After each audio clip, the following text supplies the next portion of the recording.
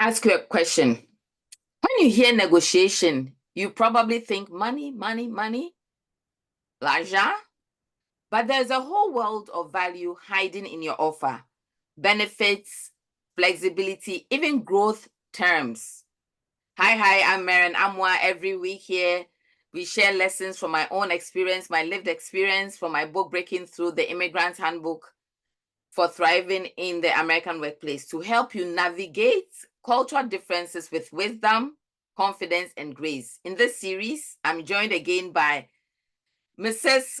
Hennither Bianca Gant, hiring specialist, coach, entrepreneur, who is here to help us unpack negotiation. HenniB, welcome back. Thank you. Let's get right into today's topic, but maybe a fun fact about you, if you don't mind. A short introduction, a fun fact about you. Yeah, so specialize in all things hiring and workforce development for individuals and businesses that desire to be the best. But beyond that, a fun fact is that I really enjoy watching The Sound of Music. I don't know if anybody's familiar with that story, but I like all musicals.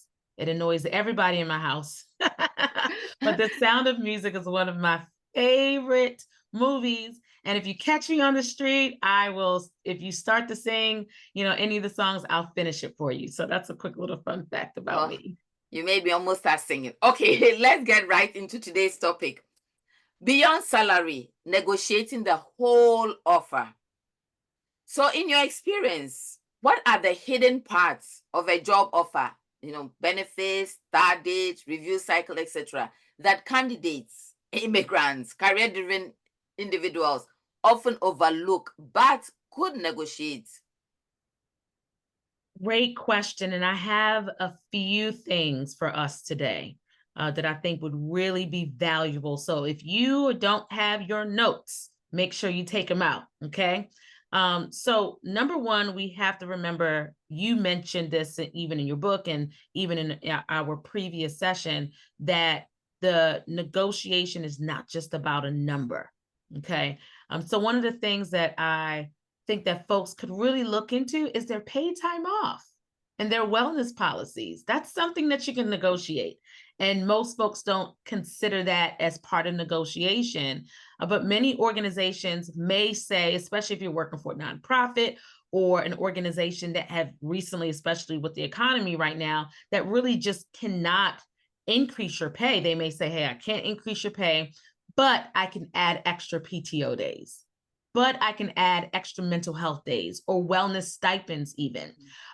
There was someone who negotiated for them to get their gym membership paid and their therapy sessions, which wasn't necessarily included in their original health insurance plan. So there's so many different things surrounding paid time off that you can negotiate. And I have found that companies of all sizes are willing to negotiate on PTO, especially if they can't negotiate on increasing that salary. So if the regular PTO paid time off, meaning the leave that normally companies would provide, let's just say a full-time employee, and let's believe it or not, part-time employees also can accrue paid time off.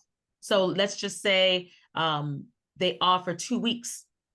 You can offer 2.5 weeks. You can negotiate 3 weeks, 4 weeks, believe it or not, depending on your role and the value that you bring to the table. So again, if you have not been negotiating PTO, if you've not been asking about that before the offer, that's definitely something that I believe is overlooked. Another area that I would definitely highlight is the review and raise cycle. Okay, so the review period. So typically within organizations, at least if they have a sound HR department, on an annual basis, there should be a formal performance review process. Now, during that performance review process, typically, usually, generally, that's usually the time to evaluate how you've been doing over the past year. Now, hopefully, that annual review cycle is not the first time that you would have heard how you were doing. Unfortunately, that does happen in some organizations. But at that particular time is a good moment for you to kind of go back and say, hey, are there, based off of what I've accomplished, I believe that my role now warrants an additional $5,000, right? Sometimes it's not even the annual period. Sometimes it's 6 months. So here's the thing the tip I want to give you. Let's say, and I actually just provided this tip to someone. Let's say you negotiated a salary increase and they said, hey, we're not able to do that right now. You can push back and say, would you be open to evaluating my performance and a value that I bring in the next 3 months or 6 months? Usually most organizations, the sweet spot is around the 6-month mark from what I found. In 6 months, could we reevaluate my performance, the value that I bring, and determine if an additional 5%, 5,000, 10,000, whatever the number is, would be warranted at that particular time? If it's not, and you don't deem that my experience is valuable, blah, blah, blah, then I'll go ahead and not budge on this issue again. But if I do meet the outcomes, if I do meet these key deliverables, is that something we can consider? And most times, if you bring really a thoughtful approach like this, especially pertaining to outcomes that the organization wants to deliver, usually you'll find that a little bit more favorable, right? Because those deliverables, those outcomes that you're saying that you will deliver on, those things should have a direct result on the ROI, on the return on investment for the organization. So the review cycle, raise cycle is definitely an area that you can negotiate. And then I'll just share one more. Can I, Marian? One more? Yeah. You have time. Okay. Another thing I would say is the whole hybrid remote. I know it's like taboo right now because there's a lot of organizations, depending on when you are watching this, and depending on the side of the US that you find yourself, or the side of the world that you find yourself, you may find that many organizations are anti-working from home. Literally, it's so interesting. Trends are so interesting because just 2 years, 3 years, 4 years ago, the same large organizations that had, offices all over the world were like yes, work from home, and we aren't bringing people back to the office. And literally, these are the same CEOs that are on panels just berating, the idea of it, and how if you don't come back to the office, you could just forget about your job. Yeah. But even with all of that that's happening in today's workforce, I am still seeing people being able to negotiate, at least being able to work from home on at least a day, 2 days, especially if the norm is to come in 3 days or more. So I wouldn't necessarily say take it off of the table. But here's another caveat I wanted to share with you. If the organization is not okay with doing it weekly, you can even negotiate monthly work from home days. And this is one of the things, especially if you are in a key role, a supervisory role, team leader role, one of the things you can do is to negotiate working from home to handle administrative tasks. Admin days are very vital. Planning days, you can even say for planning days, right? So if they're totally against it, say, hey, well, would you be open to allowing me to have at least 2 work from home days a month that would allow me to plan, to reset, to ensure that I'm tracking ahead for all of our key deliverables? Again, tie everything back to the ROI, turn everything back to key deliverables, everything back to key outcomes. And usually, again, you might start to see a bend on that. If you can live with it, ask the organization if they can live with it too. So those are the things I'll just highlight for now. Okay. So I'm hearing you say tie everything back to return on investment, how it will benefit the organization. Saying that means that there is a skill. There's the need for negotiation skills. Yeah. Okay, so you have to learn how to negotiate so that it becomes a win-win for you and for the organization. It's not just about you. Yeah. And if I could just add to that, I think that's something that I'm still working on. There's things, even with clients, I'm learning to still negotiate. And if negotiation as a topic is just kind of it stresses you out, is giving you anxiety, one of the things I would advise you to do is to practice in your daily life. So if you go to the market, if you go to a flea market, just put yourselves in environments that cause you to ask questions, to say, is this the final price? Is there anything else you can do to discount this? Just begin asking in your everyday life to just kind of get you to practice. And culturally, depending on your upbringing, that's a big deal, because you may have been taught to just accept what you're given, and asking questions after someone gives you something. You may think, and you talk about this in your book, you may think that it's disrespectful or it's rude, to go back and push back to ask questions. And I want you to really reframe that thought, because it's not necessarily pushing back, but it's asking so that way you can also get what you need in order for you to be fulfilled in the role that they need to hire. So if you just kind of reframe it, but I'm so glad you brought up that point. Okay. So just one little question before we wrap up for the day. For some folks, there's a lot of fear to ask, to negotiate, because you feel like you should be grateful that you have a job, and that by asking is going to undermine their candidacy.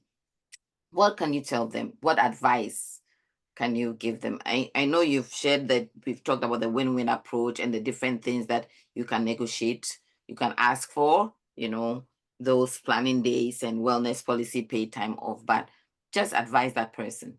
Yeah, there's two things. So again, I kind of alluded to it before about like just practicing in everyday life, but honestly, get with someone that you can just practice with. It becomes more natural if you practice. You can't just go and just, you'll be shocked when it's time you start to stutter. You'll be sweating and you'll be asking, even the most bold people will be asking yourself, what's wrong with me? What's happening? And again, the practicing doesn't mean that anxiety won't come, but at least, through repetition, you'll at least start to have, memory regarding things that you could say. Things like, I found that having flexibility, is really valuable to me. Is this something we could talk about? Right.